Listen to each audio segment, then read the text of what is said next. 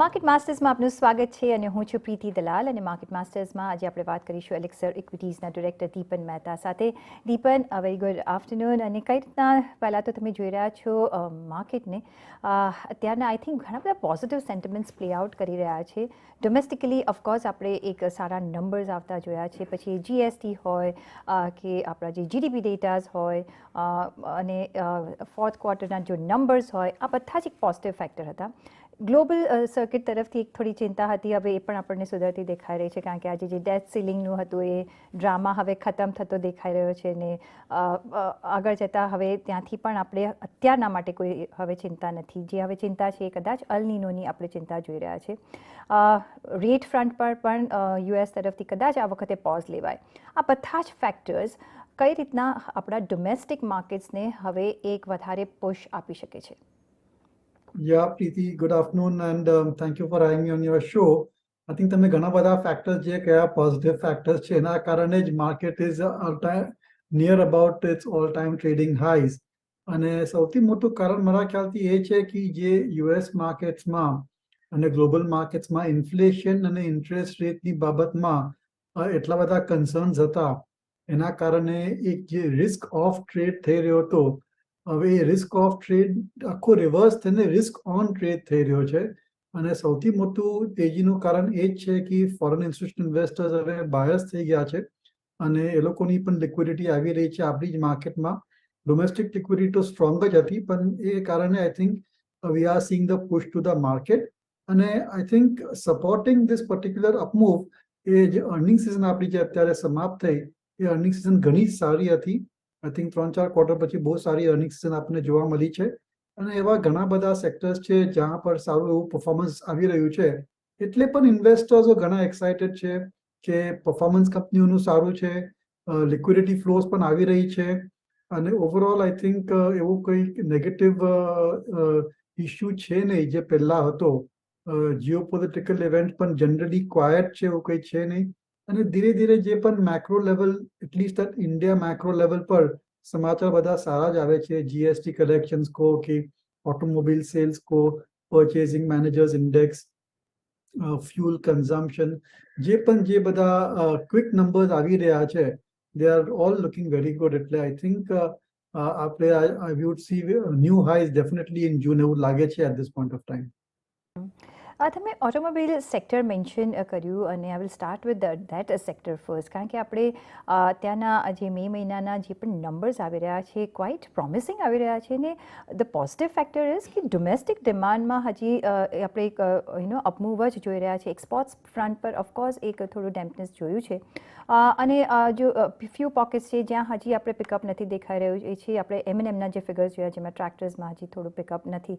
કઈ રીતના તમે ઓટોમોબાઈલ સેક્ટરને જોઈ રહ્યા છો? એમાં સીવી હોય, પ્રાઇવેટ વ્હીકલ્સ હોય, કઈ રીતના તમે ડિવાઈડ કરી રહ્યા છો તમારું એલોકેશન અને તમને કયા કાઉન્ટર્સ ગમે અહીંયા, અને સાથે જ ઓટો એન્સિલરીઝ કઈ રીતના તમે ત્યાં જોઈ રહ્યા છો અને કયા કાઉન્ટર્સ ગમે? આઈ થિંક જનરલી જે ઓટો નંબર્સ આવ્યા છે ઘણા સારા આવ્યા છે અને we are getting double digit type of volume growth rate. But Preeti, we have to understand કે જે એ લોકોની એવરેજ સેલિંગ પ્રાઇસ છે ને અક્રોસ ધ બોર્ડ, 2 વ્હીલર હોય કે 4 વ્હીલર હોય, એવરેજ સેલિંગ પ્રાઇસ પણ મૂવ અપ થઈ રહી છે એનું પ્રીમિયમાઇઝેશનના કારણે.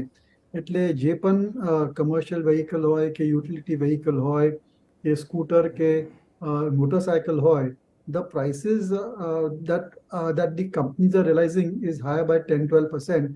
કારણ કે companies also have raise the end product prices અને પ્રીમિયમાઇઝેશન ચાલી રહ્યું છે.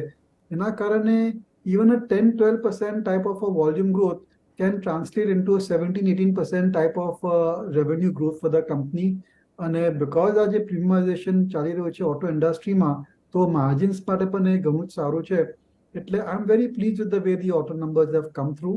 અને સમટાઈમ્સ કોઈક વાર એક બંધમાં એક કંપનીનું ખરાબ આવી શકે છે four various reasons, but on the whole underlying industry growth rates સારા છે. અને my preference, as with usual disclosure, is with the passenger vehicle companies, that being Maruti as well as Mahindra and Mahindra. I think numbers ઘણા સારા આવ્યા છે મારુતિના especially. અને મારુતિમાં તમે ખાસ જોશો તો જે યુટિલિટી vehicles છે, SUVs છે, the SUV growth is 20% plus, and that's the most impressive part because એ બધા જે એસયુવી છે they are all new models which are at a very high value. So I think that next few months, few quarters look very good for auto industry. અને હવે I think interest rates વધવાનું પણ chance શક્યતા ઓછી છે કારણ કે inflation પણ કંટ્રોલમાં આવી ચૂક્યું છે એટલે ઓન ધ હોલ લાગે છે કે કદાચ ઓટોમોબાઈલ્સના નંબર સારા આવશે for the next 2-3 quarters also. Would you like to wheeler space like TVS motors અને હીરો મોટો જેવા તમને ટુ વ્હીલર સ્પેસમાં તમે કોઈ અપમૂવ જોઈ રહ્યા છો? સી ટુ વ્હીલર સ્પેસમાં થોડું સિચ્યુએશન કોમ્પ્લિકેટેડ છે કારણ કે ઘણી કોમ્પિટિશન આવી રહી છે from the E vehicles over there અને આપણે જોઈ રહ્યા છે કે ઓલા ઇલેક્ટ્રિક છે કે એમ્પિયર છે ઓર ઇવન બીજી કંપની પણ છે એથર ઇલેક્ટ્રિક છે they are also growing at least very very fast pace અને જે પણ આપણે ઇલેક્ટ્રિફિકેશન જોઈ રહ્યા છે that will first impact and disrupt the two wheeler industry especially જે કમ્યુટર ટુ વ્હીલર કંપનીઝ છે જે કે હીરો મોટોકોર્પ અને Bajaj Auto to an extent TVS Motors એટલે આઈ થિંક થોડું સાવધાન થવું જોઈએ ટુ વ્હીલર્સમાં અને ટુ વ્હીલર સ્પેસમાં our top pick is Aisha Motors. Again, disclosure that we and our clients are invested in it. કારણ કે જે પણ ડિસ્ટ્રપ્શન થઈ રહ્યું છે because of electrification, Aisha Motorsમાં કદાચ એટલો ખાસ અસર આવશે નહીં because they are catering to a very different type of a customer who is looking at a leisure bike, who is looking at more like adventure biking rather than commuter biking. એટલે we prefer Aisha Motors and numbers also are very impressive for Aisha Motors. Exports થોડું down છે but જે up to 350cc જે આવી રહી છે that's showing solid growth for Aisha Motors અને they have expanded their distribution network significantly અને એનો ફાયદો we are able to see in the numbers of the last few quarters. Next જે sector છે ઓફકોર્સ એ છે બેન્કિંગ સેક્ટર. હવે અહીંયા આપણે જોઈ રહ્યા છીએ એકદમ સારો એક મૂવમેન્ટ આપણે અહીંયા જોઈ રહ્યા છીએ અને ઘણી વખત આપણે ડિસ્કસ કર્યું છે કે એક પ્રાઇમ ફેઝ પર અત્યારના બેન્કિંગ સેક્ટર છે અને ઘણું બધું ક્લીન આઉટ થઈ ગયું છે પણ જે ગ્લોબલ વોઇસીસ એમ કહી રહ્યા છે I was reading one report કે ઇન્ડિયન બેન્કિંગ સેક્ટર્સ એક થોડું ઓવર રેટેડ છે. would you believe that અને તમે શું એનામાં શું માનો છો અને if yes why અને if no why? No, they are right. Banking sector is definitely overweight છે ઇન્ડેક્સમાં overweight છે and I suspect કે ઘણા domestic અને foreign institutionમાં પણ overweight છે. We ourselves when we are seeing client portfolios there also clients are overweight in banks. એનું કારણ એ છે કે banks are easy to understand. They are having a absolutely fantastic environment for growth. Credit demands very strong છે. Deposits પણ વધી રહ્યા છે એટલે એ લોકોનું વોલ્યુમ ઓફ બિઝનેસ વધી રહ્યું છે અને એનપીએ સાયકલ એ લોકો માટે ટર્ન નથી થઈ હજી સુધી. So I think there are many positive factors for bank એના કારણે many portfolios are overweight banks. એ પણ કારણ હોઈ શકે કે banks are slightly underperforming for the last few weeks or so. But I think all of this બધું stabilize થઈ જવું છે. It would get ironed out going forward. So still very positive on the banks, especially the large private sector banks, select mid-cap private sector banks as well. કારણ કે longer term basis we are still very positive on private sector banks rather than PSU banks, but no doubt PSU banks માં પણ સારી એવી આપણને trading rally જોવા મળી છે. તો તમે માનો છો કે આ ઓવરવેટ જે બેન્કિંગ સેક્ટર છે એના માટે ઓવર રેટેડ છે banking sector? Yeah, of course, I think investors are overweight and perhaps should remain overweight in the banks. થોડું ઘણું ચાલી શકે છે જેમ કે બેંકની વેટેજ છે 35 કે 37%. You can go up to 40-45% in your portfolio, but beyond that પછી રિસ્કી થઈ જાય છે કારણ કે કોઈ પણ સેક્ટરમાં if you are unnecessarily overexposed તો કંઈ પણ થઈ શકે છે and that's not a very good strategy from managing the risk in the portfolio. તમે ઓફકોર્સ પ્રાઇવેટ બેંકનું એક પ્રેફરન્સ કહ્યું છે અને મે બી તમે એક થોડા એના કાઉન્ટર્સ પર તમને સજેસ્ટ કરી શકો પણ શું તમને લાગે છે કે જે સ્મોલ બેંક્સ છે એટલે કે ઇક્વિટીઝ સ્મોલ બેંક જેવી કે જે ઘણું બધું કામ કરી રહી છે એ લોકોના મોડલ્સ બી સારા છે શું તમે ત્યાં પ્રેફરન્સ કોઈ રાખી રહ્યા છો સ્મોલ બેંક્સમાં આવી રીતે પ્રાઇવેટ સ્મોલ બેંક્સમાં? Preeti, again disclosure again and again. But IDFC First Bank comes to mind and I think that IDFC First Bank ની best in class growth rates છે સારું એવું બ્રાન્ડ પણ બિલ્ડ થઈ ચૂક્યું છે. એ લોકો કાસા એટલે કરંટ અકાઉન્ટ સેવિંગ્સ અકાઉન્ટ પર સારો ફોકસ રાખે છે. એના કારણે એ લોકોની cost will be significantly lower going forward also. So that is one bank which comes to mind. Other one is AU Small Finance Bank. It is hitting new highs over there. ઘણું aggressive bank છે, very good technology platform as well, and I think that they should have good growth rates going forward. Deepan, do you see કે જે traditional આપણે investment માટે જે sectors આપણે use કરતા હોઈએ એમાં એક ટ્રેન્ડ ચેન્જ થઈ રહ્યો છે, અને તમારો શું કોઈ વ્યૂ એમાં ચેન્જ થઈ રહ્યો છે, અને કયા એવા એરિયાઝ છે જે તમને ગમે છે ન્યૂ ટ્રેન્ડ વાઇઝ અગર જોઈએ તો, અને કયા એમાં કાઉન્ટર્સ તમને ગમે છે? Sorry, I missed that question, Preeti. Can you just? I said કે જે આપણે ઇન્વેસ્ટમેન્ટ માટે જે ટ્રેડિશનલ જે સેક્ટર્સ હોય કે એરિયાઝ હોય એ સિવાય તમને લાગે છે કે એક ન્યૂ ટ્રેન્ડ બિલ્ડઅપ થઈ ગયો છે આ ઇન્વેસ્ટમેન્ટ માટે, અને જો એવા કોઈ ન્યૂ ટ્રેન્ડ્સ હોય કે ન્યૂ એરિયાઝ હોય જેમાં તમે નજર રાખી રહ્યા હો અત્યારે? Yeah, I mean, traditional sectors, એટલે you mean cement and steel? G. What do you mean by traditional sectors? જે આપણે યુઝ્યુઅલી આપણે કરતા હોઈએ બેન્કિંગ, ઓટો આ છે, પણ કોઈ એવા એમાંથી તમે કોઈ ન્યૂ એરિયાઝ જોઈ રહ્યા છો કે એના સિવાય તમે કોઈ ન્યૂ એરિયાઝ જોઈ રહ્યા છો? No, I think that we can go sector by sector. એવું કોઈ ખાસ new sector I don't understand by new sector. Are you referring to the platform companies or something? Yes, as for example હું તમને એક કહું કે મે બી gaming zone એ એક new trend છે કે ત્યાં અત્યારના આપણે જોઈ રહ્યા છે કે એસઆઈપી કરતાં વધારે ત્યાં વધારે પ્લેયર્સ છે આપણે, તો એવા ગેમિંગ સેક્ટર્સ કે કોઈ અપકમિંગ સેક્ટર્સ તમે જોઈ રહ્યા હો કે એમાં આપણે ઇન્વેસ્ટ કરી શકાય? No, not really. I think pretty largely investors have to be in the banks. They have to be in automobile sector. They have to be in the capital goods sector. And consumption ma, there are a few bright spots like travel and tourism, જેમ કે aviation છે, hotel companies છે, या healthcare companies છે. I think they are doing very well as far as consumption is concerned. And of course, software ma select software companies છે, which are focused on very specific verticals. જ્યાં અગર IT spending એટલું ઘટ્યું નથી. So broadly, I think that's where we have allocated our clients' investment portfolio into banks, NBFCs. Then second bucket, as I said, is even you could look at even telecom as well. Capital goods, I think Sara our numbers have across the board, whether it's Siemens, ABB, Thermax, Larsen and Toubro. So we're very positive on that sector as well. And જે રીતના government spending વધી રહ્યું છે ત્યાં આગળ I think we should see very good order inflow for those companies over there. એટલે as such, traditional, non-traditional માં જ્યાં કરતા I think if investor goes sector by sector and sees which are the sectors which are doing well and avoiding the sectors which are under stress, that is a good strategy. We would like to avoid pharmaceuticals on the whole, but among selective companies ત્યાં સારી performance દેખાડી શકે છે. જેમ કે Sun Pharma numbers ઘણા સારા છે. They have a slightly different business strategy, and I would like to avoid metals as well. Metals, cement, I think are certainly sectors to be avoided because of pressure on end product prices. But by and large, I think ઘણા sectors છે where the prospects are looking up.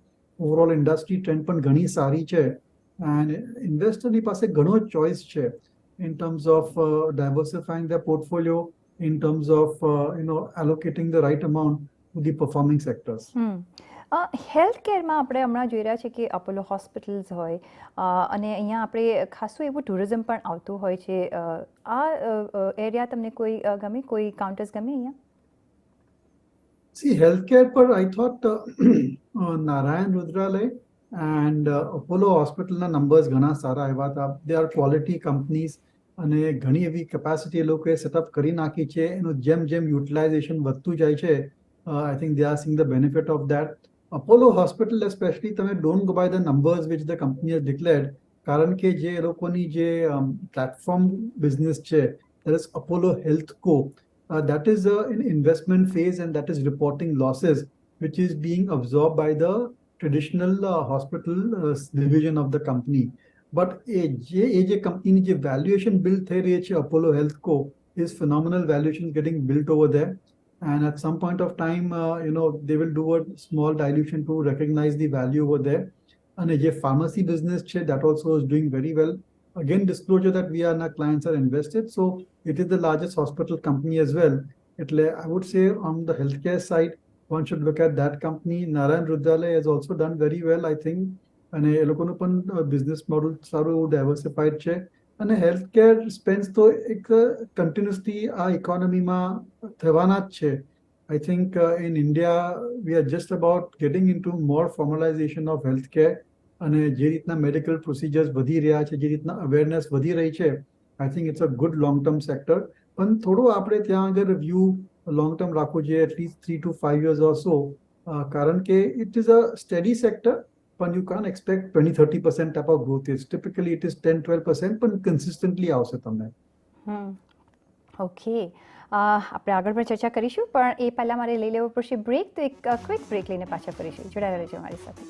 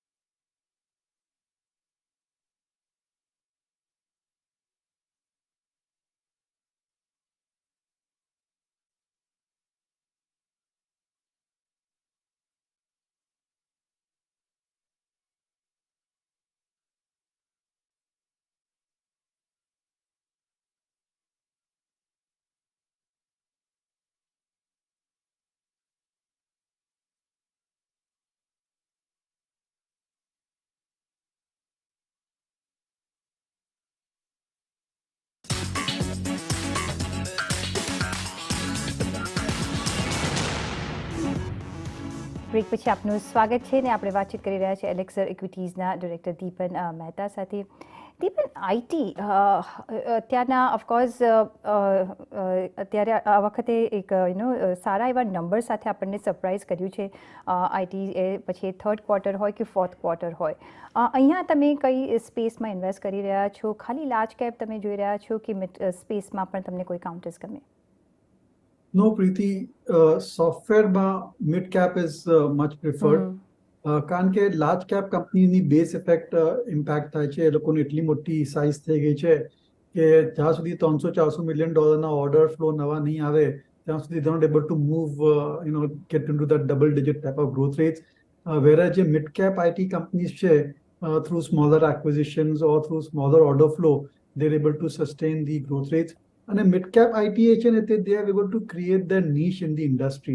And they're able to compete against large-cap IT also in a very significant way. એ લોકોનું focus areas on certain specific vertical, જ્યાં પર હજી સુધી IT spend cut દેખાયા નથી. And I think very positive on mid-cap IT. But valuations are on the higher side. Like correction, one could look at buying into mid-cap IT. Again, usual disclosure, we and our clients are invested. Companies like KPIT Cummins, Tata Elixir, Persistent Systems, Coforge, અને જે નવી જે merge entity થઈ છે Larsen & Toubro Mindtree. I think these are all great companies. They are focused on specific verticals જ્યાં અગર competition is little less, where they have established themselves as credible players and they bring a lot of value to their customers. અને ત્યાં અગર IT spends હજી સુધી એટલા cuts દેખાયા નથી આપણને. એટલે we need to be a little selective when it comes to IT. And certainly, I would like to avoid large cap IT at this point of time. Next જે સવાલ મારા તરફથી આવી રહ્યો છે એ છે કે ઓફકોર્સ અત્યારના આપણે જે પેનેટ્રેશન જોઈ રહ્યા છે, મે બી તમે એમ માનો છો કે હવે મિડ કેપ અને એટલે કે બ્રોડર માર્કેટ્સમાં વધારે પેનેટ્રેશન છે ને એમાં આપણું એલોકેશન વધારવું જોઈએ? ઇફ સો કયા એવા પોકેટ્સ તમે આઈડેન્ટિફાઈ કરીને આપશો અમને? So I think we discussed that broadly. We are looking at banks, we are looking at automobiles, we are looking at capital goods sector, as well as some of the other consumption-oriented sectors like healthcare, like travel and tourism, aviation. So broadly, I think we want to be invested in these companies only.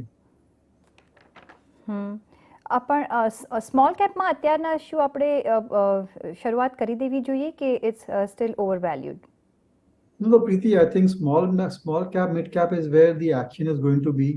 And I think next 2-3 years are very promising for small and mid cap companies. And I wouldn't like to, differentiate between small and mid cap.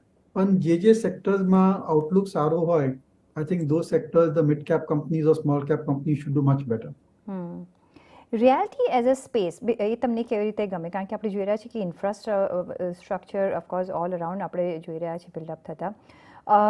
જીડીપીના જે numbers આવ્યા એમાં આપણે જોયું કે government spending હ્યુમંગસલી high રહ્યું છે, પણ private સેક્ટરથી હજી એટલું ઇન્વેસ્ટમેન્ટ જેટલું આવવું જોઈતું હતું એટલું નથી આવી રહ્યું, although it's there in bits and pockets. કઈ રીતના તમે આ સેગમેન્ટને જોઈ રહ્યા છો અને reality as a sector vis તમને કઈ રીતના ગમે? કયા કાઉન્ટર્સ ગમે? So real estate is looking very good. I think જે લોકો જેટલા પણ launches આવી રહ્યા છે, the companies are getting very good response. અને on the whole જે રીતના cost increases આવી રહી છે, I think they have been able to pass that on also. Our preference would be for the large real estate companies કારણ કે એ લોકોનું product diversification હોય છે, એ લોકોનું geographical diversification હોય છે, અને balance sheet quality also has improved for companies like DLF, Macrotech developers, and to an extent even Shobha. I think, but across the board, I would have to say that real estate stocks, small or big, should do very well going forward. It's just because of corporate governance issues which are there in the industry, our preference is for the larger companies. Okay, next અત્યારના આપણે જે જોઈ રહ્યા છીએ કે FMCG સેક્ટરમાં આપણે ખાસું એવું પેનેટ્રેશન જોયું, પછી આઈટીસી હોય, બ્રિટાનિયા હોય, નેસ્લે હોય, ઓલ ટાઈમ હાઈ જતા આપણે જોયા. અલ નીનોની આપણે આઈ ડોન્ટ નો કે કઈ રીતની અસર આવશે, પણ શું તમે ડિમાન્ડમાં આપણે જોઈ રહ્યા છીએ એક સારી એવી પિકઅપ છે જે એક વરીનું પહેલાં આપણને સિચ્યુએશન દેખાઈ રહી હતી. એફએમસીજી એઝ અ સેક્ટર તમને કઈ રીતના ગમે અને કેટલું એલોકેશન રાખવું જોઈએ અને કયા કાઉન્ટર્સ તમને અહીંયા ગમશે? See, no doubt FMCG has done well, and FMCG index is almost at new high or is at new high. But our view, I would say, slightly negative on FMCG side. Valuations are on the higher side within the FMCG space, and amuk ઘણા બધા sectors એવા છે which have become quite mature. FMCG માં we like 2-3 companies like Britannia numbers ઘણા સારા એવા છે. Another company we like is Varun Beverages also, if you can qualify it as FMCG. But I think summer માં કદાચ એકાદ મહિનામાં એ લોકોનું sales કદાચ થોડું drop થયું, but long term story is good over there. Ice cream company should do well. Vadilal Industries video disclosure comes to mind as well. So we have to find good pockets in the FMCG space. But more than FMCG, I think the consumption investment theme that is now beyond the FMCG. Pella so when you wanted to buy India consumption story, you were buying the FMCG. Now you have a whole host of choice. We spoke about healthcare. There's aviation also. There's hotels also. There are quick service restaurants. And amuk je navi new listings of specialty retail chains. I think they also are a good play on rising consumption. Companies like Manyavar, which come to mind, Ethos Watches, Landmark Cars, Campus Activewear, Metro Brands. I think all of these are in a very, I would say, solid wicket over here. And they are just going to keep on expanding their network and benefit from increased distribution network, as well as they're creating a good brand also. And premiumization in retail spends, I think they clearly benefit from that. I would say that when it comes to the consumption theme, gana choices che investors mate, but I'm not that positive specifically on FMCG. Okay, so ઘણા બધા બીજા areas છે જેમાં આપણે નજર રાખી શકીએ છીએ આ સ્પેસમાં. પણ એ સાથે જ રજા લેવાનો સમય થઈ ગયો છે, તો દીપન ઘણો આભાર તમારો અમારી સાથે જોડાવા બદલ અને આપના વેલ્યુએબલ વ્યૂઝ અમારી સાથે શેર કરવા બદલ. અને એ સાથે જ મને પણ આપશો રજા. પર જોડાયેલા રહેજો CNBC બજાર સાથે. નમસ્કાર.